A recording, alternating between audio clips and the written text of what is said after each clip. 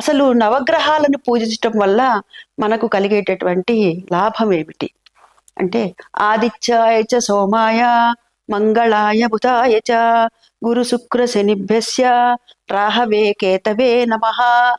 అంటే ఈ 9 గ్రహాలు కూడాను సూర్యుని చుట్టూ తిరుగుతూ ఉండేటటువంటి గోళాలే ఈ 9 గ్రహాలు కూడాను.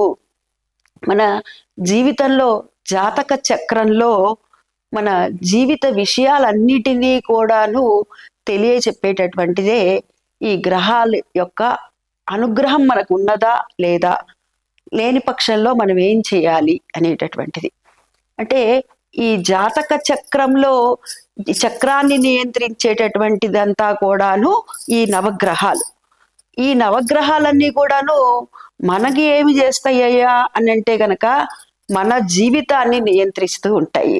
అంటే మన జీవితంలో జరిగేటటువంటి పరిణామాలు ఏ విధంగా రాబోతున్నాయి, మంచి జరుగుతోందా చెడు జరగబోతుందా అనేటటువంటిది ఈ జాతక చక్రం ద్వారా మనం తెలుసుకుంటాము.